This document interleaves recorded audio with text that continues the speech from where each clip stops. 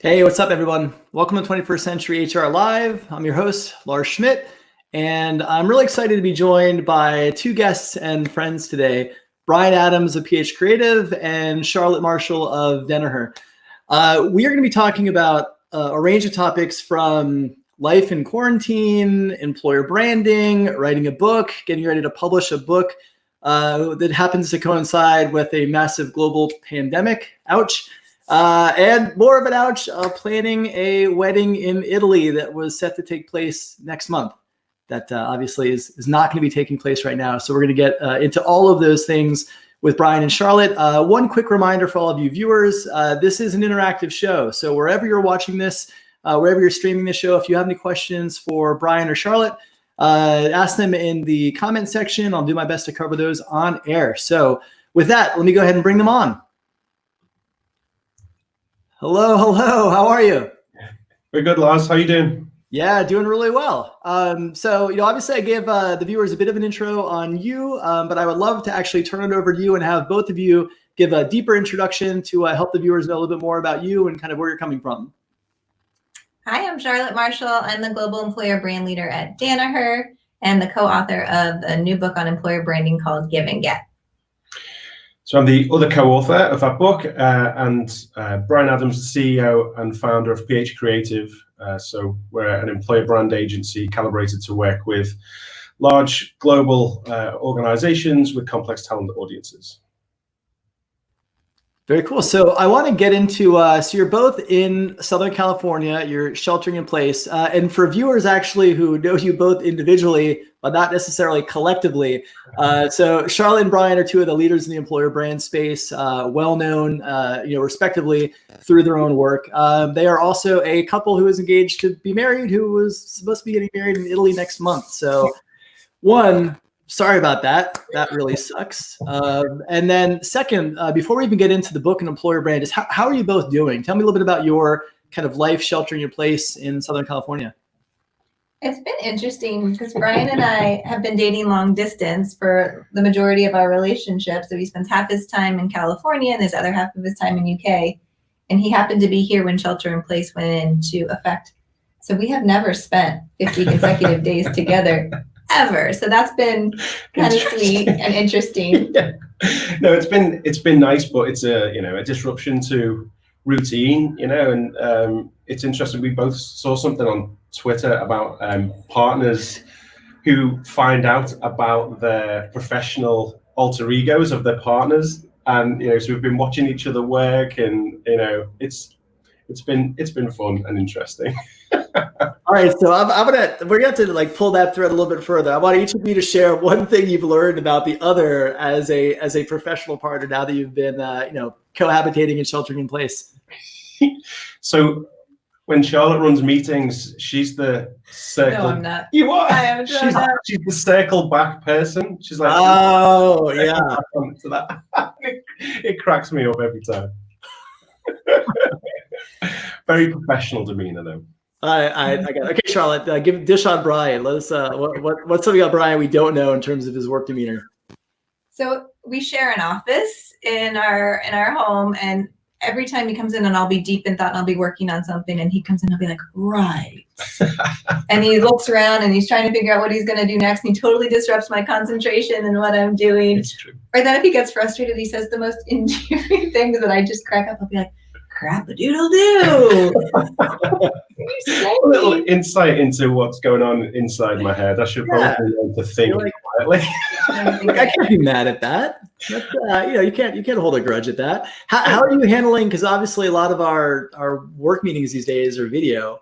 You both are sharing an office. How are you handling that with noise and just kind of general space? I'd say he's handling it better than I am. He speaks louder. He doesn't need quiet to concentrate. He likes to sleep with the TV on. I'm just putting on headphones. And when I get frustrated, I walk and lock myself in the bedroom. Or our 4-year-old will walk in his underwear in the middle of live meetings, and you just kind of laugh. The nice thing is that everyone's so, I don't know, just sensitive, and everyone's more vulnerable than we've ever been with blending work and family. Yeah. And when I have technical issues, I just tap Bryan on the shoulder and he'll pause the meeting and come over and fix my computer. And that is amazing. Yeah. I've been promoted to tech support a lot, which is fine. But, we've got quite a nice space outside. So it's kind of whose meeting is the most important takes preference over, getting the most Wi-Fi signal. Yeah, I think that's a balance that a lot of couples who are both working and both at home, especially also with kids, are trying to kind of balance and coordinate their calendars as best they can. I was talking to Susan Lamott last week, and she kind of broke me through their day of how her and her husband are divvying up responsibilities. And then it was an hour, I think, from 4 to 5:30, where it was a negotiation of who had the most important calls. They would then get the calls, and the other person would be, taking care of the children. So I think we're all trying to find, whatever balance can work, and refining that as it breaks, which it often does.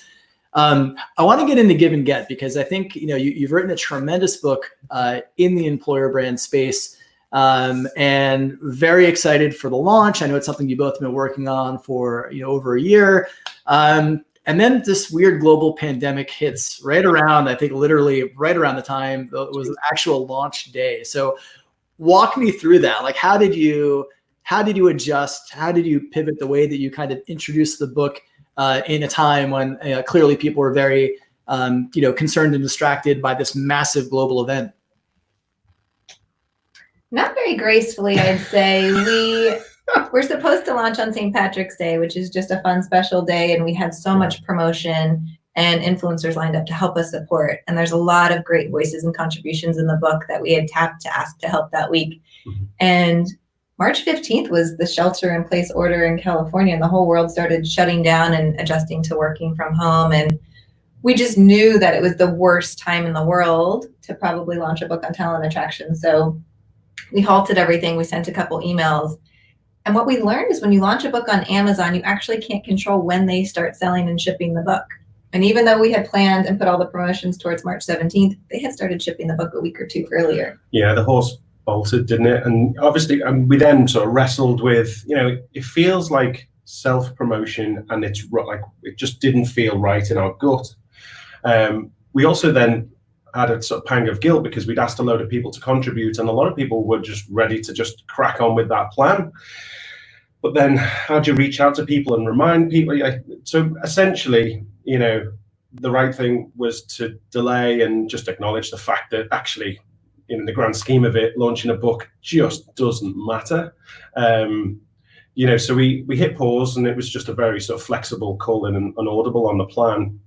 But then, as the days and weeks sort of went by, it was like, well, look, we just need to put it out there and just get this out, I remember I was speaking to one of my friends, and they said, I don't think that's right at all. Did you write this book to promote yourself, or did you write this book to help people? And knowing that it had already been released and some people were starting to write about it, we thought we were doing a huge disservice to not start talking about it. So we did the world's softest launch ever. Yeah. We spoke about it minimally, and we just let things happen organically. And luckily, it did become an international bestseller the first week on Amazon, surpassed any expectation that we had. And now we're finding it's such a relevant conversation to be talking about employer brand, especially in the time of COVID. So we're shifting a lot of, the book doesn't obviously speak about COVID, but we're speaking a lot more about EB in this time. Yeah. So luckily, the heart of the book is super, super relevant right now. And part of that is changing the conversation from EB for talent attraction to EB around employee experience and transparency of what it's like to work at organizations. So yeah, it was a journey. It was interesting, but in the grand scheme of it, it just kept falling down the list of priorities. When obviously there was a global pandemic, kind of takes preferential priority, doesn't it? Yeah, it's interesting. I think when obviously you had no window of what was coming when you're writing the book and you're setting a launch date, and it's this weird balance. Probably, I think right when you launched it, not so much, because obviously COVID was new and everybody's making rapid adjustments, unexpected adjustments on the fly, and things are as stabilized a little bit in terms of like everybody's kind of made that shift, and we're still in this new phase where like we've made that initial shift and we're trying to figure it out from here.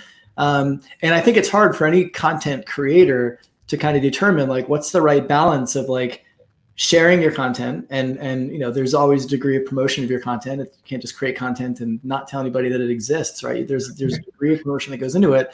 But walking that line of like not wanting to seem tone deaf to the times, to be like, look at this thing I did, you know, while saying like, look at this thing, you know what I mean? Like you have to, the softest launch. I get that, Charlotte. It's like you want people to know about it, you know, but it's this weird balance of not overly, you know, communicating for risk of feeling, you know, tone deaf and then alienating people who would otherwise appreciate the content.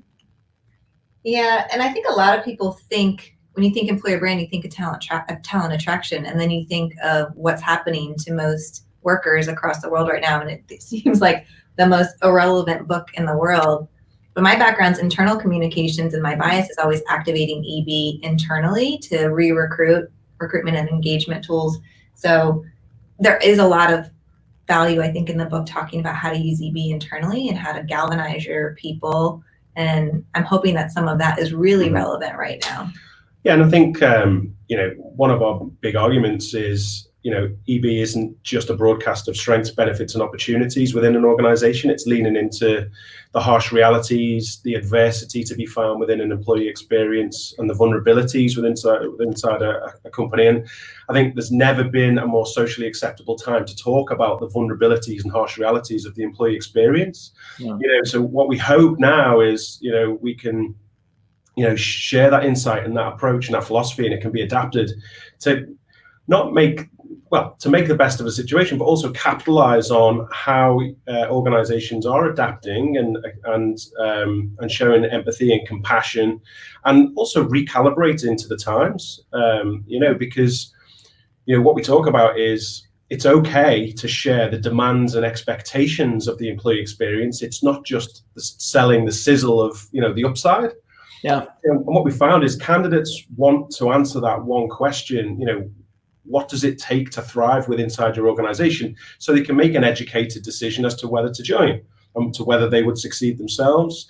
And from an employee experience perspective, you know, employees want to be acknowledged and appreciated for the hard work that they put in under conditions that do include, you know, the harsh realities of, you know, time pressure, you know, a lack of process or lean resources, and, you know, the good, the bad, and the ugly of everybody's working day. Yeah. Well, I mean, it goes back to the idea of, you know, great employer brand attracts and repels, which I know we've had a lot of conversations with. I want to jump into one of the questions from a viewer on LinkedIn. John Graham is watching us, and he's asking about how should companies be shifting their approach towards employer branding in the midst of a pandemic? Like, obviously, these are unprecedented times. The kinds of stories that we tell, that we were telling in January, probably aren't going to be as resonant or relevant now. How should we be, you know, what shifts are being made by companies that are facing, you know, financial constraints, layoffs, challenges to the business? How should they be communicating, assuming that they're still hiring? How should they be communicating while all that's going on? This is such a good question, and I'm so glad you asked, John. I think the best thing that everyone can be doing right now is hitting pause and taking a step back and focusing EB internally before going externally, and using it to re-recruit the people that you already have, and reminding them why they joined in the first place and why they should stay. And this is a pivot for a lot of employer brand practitioners that haven't traditionally focused internally. So it might mean conversations and partnerships with internal comms and corporate communication teams, but starting there and building that foundation and that advocacy is really important. We're seeing examples all over where people are getting this really right and getting it really wrong. And we've been saying a lot, this is the year of employer brand before COVID. And I think now more than ever, how people are treated and made to feel during this time will define your brand for absolutely decades. Yeah. And when you're letting people go, it's a really challenging time. You probably don't have budget for talent attraction, so you've got to start to work really scrappy. Yeah. And I think we've got to also remember that the role of employer brand in this isn't the why or the what of the communications or the situation. It's the how. It's how the communication is packaged and balanced, you know, communicated to employees. And I think in times like this, with so much uncertainty and turbulence, there's an opportunity to bring your employee base clarity, certainty, and familiarity of your employer brand, and demonstrate, look, our world's changing right now, but dial up and dial down the proposition of your employer brand to demonstrate, look, these guiding principles and these behaviors are consistent, and this is what you can count on, and this is what is the same, but be very clear with what's changed. And I think this is the opportunity for us to be very clear with, okay, this is the situation, this is the current reality, this is the future reality, and here's how the demands and expectations of the employee experience have changed. Here's what we now ask of you to help us get from here to there. And there's a fantastic opportunity to galvanize an internal workforce and reinforce a sense of purpose, a sense of impact, of how you can contribute and galvanize people together to get through it. And as a result of that, collectively, there's a great opportunity to strengthen that sense of belonging together. When we've talked a lot about true character is revealed under great pressure. Well, this is one of those pressurized situations. And, when you're in the trenches with somebody and you're in a foxhole, you've got to get out. These are the moments that, define organizations, but these are the moments that employees will remember and possibly cherish because they've worked really hard and achieved something that is really significant for the organization and each other. So I think offering familiarity, certainty, and clarity to employee bases is really important. And then there's a difference between telling stories and collecting stories right now. And I think now is a golden opportunity to collect real human stories that people look back on and reflect on, that can really reinforce a very authentic perspective of your employer brand. Just to build on that, a couple tactical things I would do if I were you. To build on the collecting stories now, I think one of our predictions is that post-COVID, one of the number one most asked questions candidates will have, whether or not they'll join your organization, is how you treated your people during this time. How'd you protect their safety, health, and well-being? So whether or not you're publishing that stuff externally, you want to gather those stories and examples now. What are your people first policies? How are you being agile and spinning up agility? How are you keeping your manufacturing operations safe? And gather examples of those. If you are going through layoffs or you're about to go through layoffs, we're seeing examples of companies that are really going above and beyond to support people who have been impacted. Yeah. And I would urge my organization to do that. I don't know if you saw the example of HubSpot. They came out, any former HubSpotter who is an alumni that got impacted by COVID, they actively helped find new jobs. Mm-hmm. And you're also seeing other heads of talent acquisition promoting and offering up their people, whether it be on loan. And that generates so much goodwill. Yeah. So taking steps like that and helping to communicate. And then the final thing that I would be doing is rethinking my EVP. It's a living, breathing thing, and it should shift and change as the wants, needs, and desires of the market change. We predict that the market, what they want, is going to change pretty dramatically post-COVID. It's probably starting right about now. Things like safety, things like stability, and what was the third one that we were always saying? I can't even remember, but they're going to rise in priority. So whereas company performance or having a really cool product line might have been the most important draw to your company pre-COVID, things like being able to weather a global pandemic, things like how you keep your employees safe, virtual work, and whether or not you offer virtual work will very likely rise in the priority of what the candidate's looking for. Yeah, and I think that's a really interesting point. The employer brand is something that should offer the consistency and certainty, but the EVP, the job is to reflect and flex with the environment and the priorities, wants, needs, desires of the collective culture. So what was really relevant from an EVP perspective 9 weeks ago might actually be completely irrelevant, or different priorities of your EVP need to be dialed up and dialed down. Yeah, I think those are great points. I think when you look at the core of employer brand today, right, which is radically different than it was in January, and I've had a couple of conversations with this, that really employer brand is starting to intersect with CSR and corporate social responsibility, because those are the kind of stories that prospects want to hear. They want to know, to your point, Charlotte, like, how did you treat your employees when this happened? When you had to go through layoffs and reductions, how did you do it? Was it a recorded message on Zoom? or was it something a little more human and kind of understanding the situation? So, those stories will linger. Like there'll be another side of this at some point. But the stories of how those companies responded now will still be there. And I think it's going to be important for prospects as they're gauging, whether they want to work for you. I want to come back to the book just for a moment because, the title of the book, Give and Get, I think, I get it. I certainly understand what it means. But for viewers that may not be familiar, like I know there's a definite intent behind the title. So why don't, and either one of you, I'd love to hear kind of your perspective on the origin of the title. Well, I'm getting looked at, so I guess I'm in the hot seat. So Give and Get is our belief on what a true EVP should be. And we think that most EVPs are 50% incomplete. They're missing the really good stuff that makes your organization unique and special. And it's something that I really stand behind because I've activated 4 global employer brands at Fortune 500s with the conventional method. Then I met PH Creative and we built an employer brand together at Magellan Health. And Bryan taught me this new framework, and it's really a mutual value exchange. Rather than thinking about your EVP as a magnet that attracts everyone towards your brand, Give and Get EVP is a smart filter. It articulates not only what you offer candidates and associates and employees, but it also articulates your expectation as an employer of what it really takes to thrive and survive at your organization. And by combining the give and the get for a prospective candidate, it gives them much more information on the front end so they can make an educated decision whether or not they want to apply and push forward. Yeah, that's why I look at Charlotte, because she says it much more eloquently than me, and from an employee perspective as well, it offers that acknowledgement and appreciation for what somebody has to do to thrive inside an organization. And what we've found over the years working with so many different organizations of different sort of shapes and sizes is that's the best way to tap into any sense of pride and passion, because behind anything that you're proud about or you're passionate about, there is an adversity that you've had to overcome.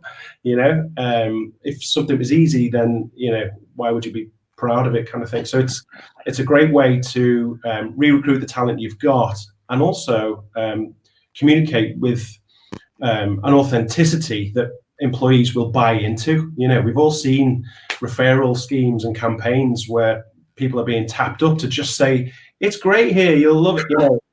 Those days are gone. Right. Yeah, and you mentioned the correlation between employer brand and CSR, which I think is a super valuable point. Like, we believe that on the other side of that, you can now tack on marketing. The line between consumer brand and employer brand is just completely shattered. And actually, if you were to go back in time in your DeLorean and look at how an organization holistically navigates COVID, you would say, and we believe going forward as well, the smartest marketing dollars are not to talk about the features and benefits of a product or service. It's to tell the human stories of the people behind your brand. Yeah. Because consumers now, like, there's no distinction between employer brand and consumer brand. You're being judged on brand, and we're more transparent than we've ever been. So it's all just one brand experience, and people want to make consumer decisions knowing the ethics and integrity of how you run a company now. And the best way to do that is to tell human stories. Have you seen those shaming sites that have come up? Especially, I think Hung published one in Recruiting Brain Food 2 weeks ago. Yeah. And it was all the stores on High Street in London got a consumer rating, good, fair, bad, how they treated their people during COVID. And it was warnings whether or not you should buy their products and services. Yeah, I think people are looking at it that way. And it's interesting as you talk about consumer brand, from an advertising perspective, you can't watch the show like any primetime network television at night without being bombarded with, in it together kind of heartstring pulling shows, which in the early days, I was like, okay, these got me. I think I actually probably cried at the Uber commercial the first time I saw it because it hit me. But then I was just like, it feels too much. Like I get the intent, but I would love to see a brand find some sort of a lighthearted humor angle to this, which there are plenty, like trying to figure out Zoom. Like there's a lot of awkwardness in this, and like we can't lose our sense of humor. And I'm not diminishing the times that we're in by any means. These times suck and they're difficult, but the humor is human, and that's a big part of our humanity as well. So I'll be interested to see from the employer brand perspective who's going to be the first to take that chance Yeah. Right? And try to do a lighthearted, humor aspect. Bryan, I want to ask you a question as well. So as we're kind of navigating these waters, in COVID, a lot of organizations have stepped up and have done, things to try to support the communities where they work. And PH Creative is a great example of that. So you and your whole team created a fund to support the community. I'd love to just hear a little bit more about that, and especially want listeners to learn a little bit more about what exactly you're doing there. Yeah, so essentially, with our team navigating like how we just get through the times together and all the rest of it, once we got our own house in order, the sense of sort of doing something about the situation came from the team, really. And we wanted to help organizations best we could. Not much we can do about COVID-19 directly, but one of the predictions from our team is, it's really, really difficult to lay off hundreds or thousands of people. It's probably going to be 10 times harder to then recruit them back. And one thing that isn't within our control is to better prepare organizations to do that. So given that we're set up to work with large corporations, we've got a couple of things that we can do. One is our enterprise level career website platform. We've basically waived the fees of the design and development, which starts from 75K, but typically is about 140K. And we can rapidly move through that process as well.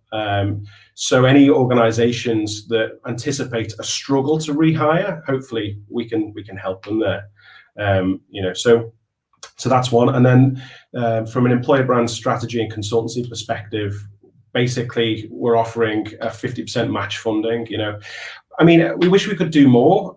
We can't do everything completely for free because we're a small business navigating these times as well. We've got to preserve cash and all the rest of it, but we've carved out what we're comfortable doing, and it's something the team are 100% behind. Yeah, that's great. And I appreciate, you doing that. I think it's great to see companies that are stepping up in that way. It's interesting. A lot of HR tech companies, what they've done is they've kind of said, we're going to give you a discount for 3 months, or maybe free for 3 months, and then we're going to hit you with our fees. And it's more of like a hook to try to maintain business. And I think it's being perceived that way. I think that very few companies are actually taking the stance you are, saying like, we're really going to, invest in you and help you, kind of allow yourself to rebound from this when you're able to. So just want to give a, virtual hat tip with no hat, to you and Dave and the entire team for that work. The last thing I want to leave you with, so we close every episode with a segment called One Good Thing. And so I want to give you both the closing word and to have each of you share kind of one good thing from your past week. One good thing from my past week has been getting our whole family spending time at a farm in Temecula riding horses. So it started with our 6-year-old getting a pony, has now progressed to Bryan riding, our 4-year-old riding, and even our nanny, the galloping nanny, is also riding horses now, and we're spending so much time. It gives me such joy to watch them ride. And Bryan did his first canter on Saturday. And those of you that know horses, you're supposed to post at the trot and sit at the canter. He starts cantering around the ring. We get in the car, we're driving home. He's like, wow, it's so much easier to post at the canter. And it made me so happy. There you go. Good. Mine's daft, really. I did a chalk drawing on a pavement earlier in the week, and getting back to art and being out in the outdoors doing something creative just made my heart happy. Yeah, well, that's great. And I have no direct pony or direct horse anecdotes other than in the world of My Little Pony, they're known as earth ponies. So that's my contribution to the horse conversation. That's all I've got. It also tells you about, where we spend a lot of our time these days with My Little Pony. So Charlotte, Bryan, thanks so much for coming on, sharing your experience, sharing your work. I definitely appreciate it. And be sure to tune in tomorrow. We're going to be back same time, noon Eastern, with Chris Bailey coming all the way from the Cayman Islands. So we're going to talk a little bit more about what is life in quarantine in a really difficult place to live like the Cayman Islands. So thanks so much, everybody, for tuning in. Stay safe, and we'll see you tomorrow. See you, Bryan and Charlotte. Bye. Cheers. Thanks, Lars.